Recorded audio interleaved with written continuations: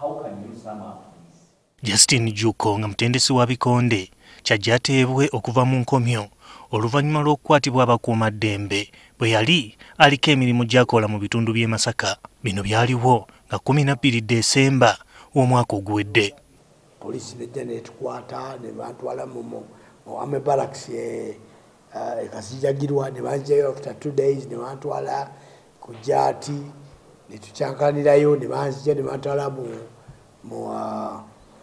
Barracks Makindye. Wadde abazze bawambibwa abasinga batulugunyizibwa Juka tutegeezezza nti ku ye si bwe gubadde wadde bamusomera emisango egya naggomola egyekuusa ku kulya mu nsi olukwe. Bagamba nti bankutte n'emmundu oba esemugi n'esemugi sikimanyi sikwatagala ku mmundu naki so all the way military yone y'amagye tewali problem n'emu era n'abantu be nasanzeeyo newankubadde babadde b'amagye sinza kugamba nabo babadde babacunya kubanga tugende mu ne tuzanye okufunamu physicals naki emmere nga bagituwa naki ebitali eno bali emmere naki naye ebirala ebyambirigo.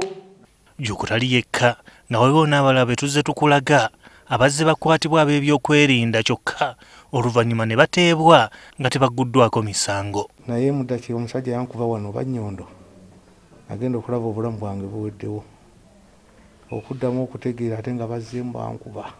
Abasiba busibi mikono wano wansi bwe bati so sikandooya kano bwe kati nga bagisiba bwe bati wano kati ne banteeka mu motoka ne batuulamu nabo ne batuulamu ne batandika okuvuga kati bavuga naye nga tebalina kintu kyonna kye baŋŋamba.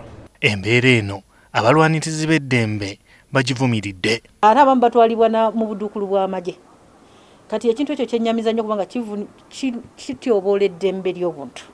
Eddembe ly'obuntu lye tuyite ery'obwebange eritalina muntu akuweebwa badde erituweebwa Katonda ne ssemateeka. Kyanaku nti newankubadde amateeka weegali newankubadde ebitongole ebikuuma ddembe weebiri naye waliwo abantu abawulira nti mu kiseera kino naddala nga tusemberera okulonda waliwo abantu abagenda bakwatibwa olw'ensonga z'ebyebufuzi. Bano era bawadde abakoseddwa mu mbeera eno amagezi okweyambisa amateeka okufuna obwenkanya.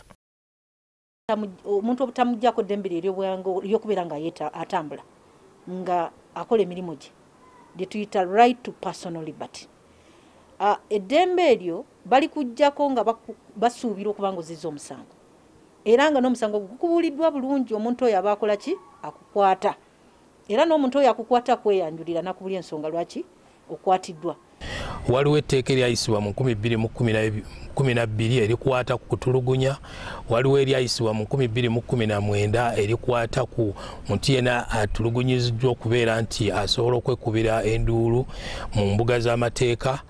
N'amateeka weegali mangi naye obuzibu obuliwo mu kiseera kino kwe kuba nti waliwo okutya mu bantu.